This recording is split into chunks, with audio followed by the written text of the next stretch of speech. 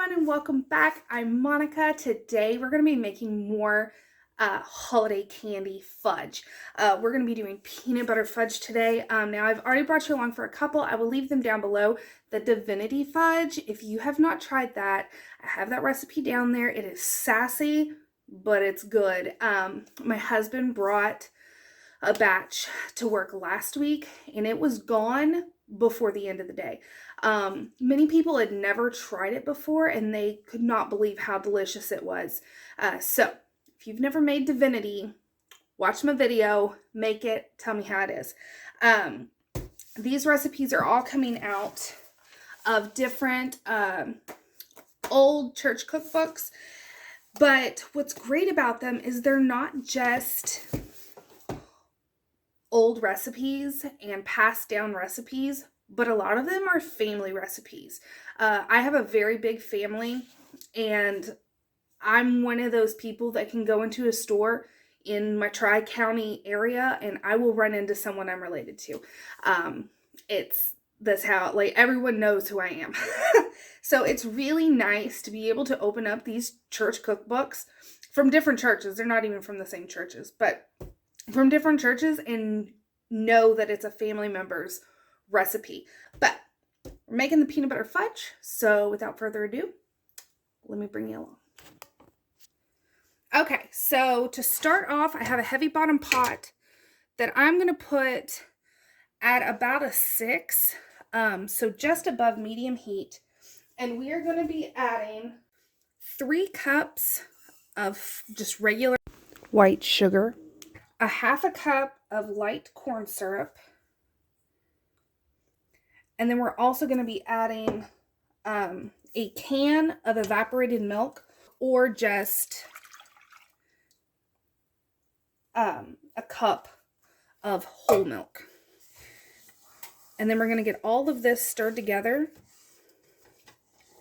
We're going to add a pinch of salt.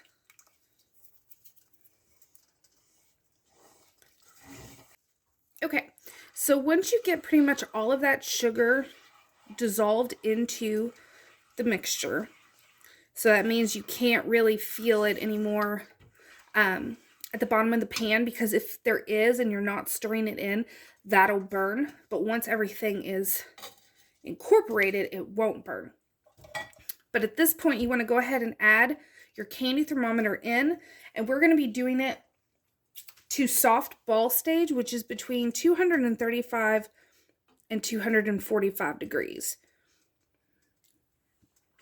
So I have my, it's not touching, my thermometer is not touching the bottom of my pan.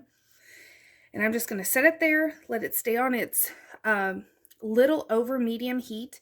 If you feel like it's going to boil over, because it will rise a little bit, if you feel like it's going to boil over, just reduce the heat down a little bit.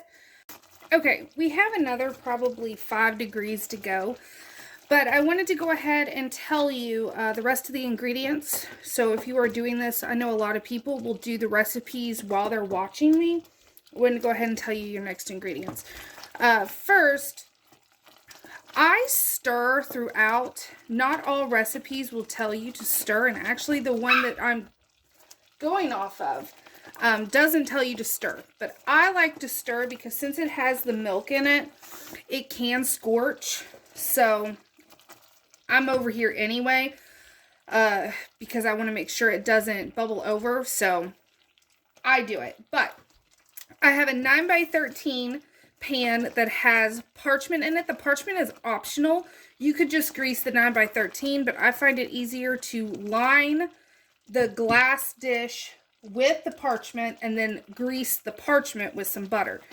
And then you will need a cup of peanut butter, 3 tablespoons of butter, and 2 teaspoons of vanilla. And we're going to put all that in once this reaches the soft ball, so 235, which we are just about there. Okay, so we have reached soft ball, and remember, don't put this in a place that could potentially have cold water. If I could get that out because it will break. So go ahead and add in your couple teaspoons of vanilla.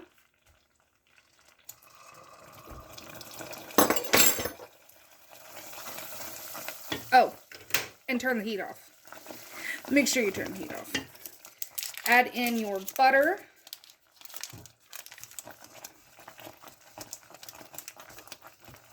And then your cup of peanut butter, which I'm just going to eyeball because this is 16 ounces and we need half of it.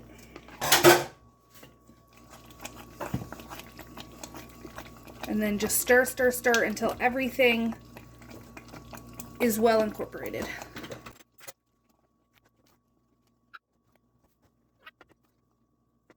Okay. Once your mixture has lost its sheen, that's when you want to go ahead and pour it into your 9x13. Okay, here is my dish.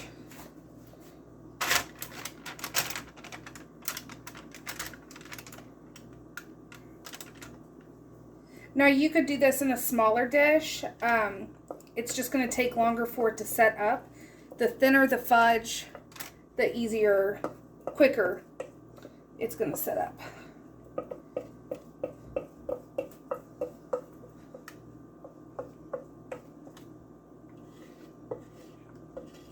And it smells amazing. This is a very nice fudge to start off with if you're new to making fudge, because it's pretty easy.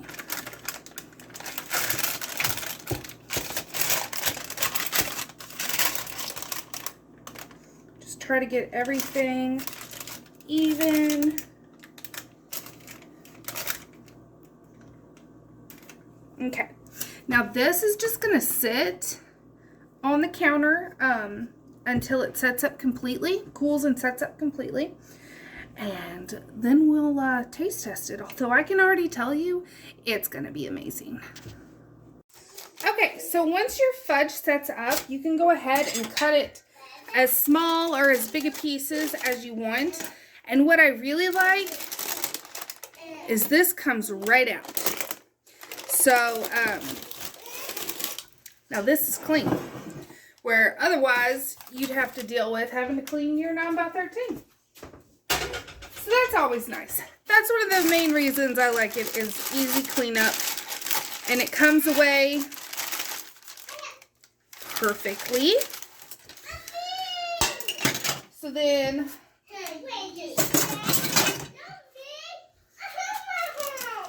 I like to cut smaller pieces. And then if people want to get more, they can get more.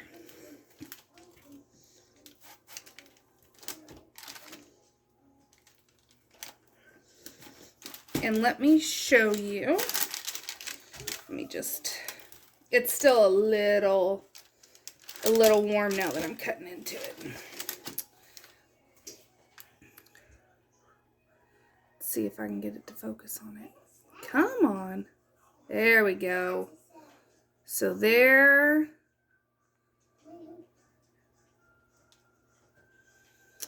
Perfect.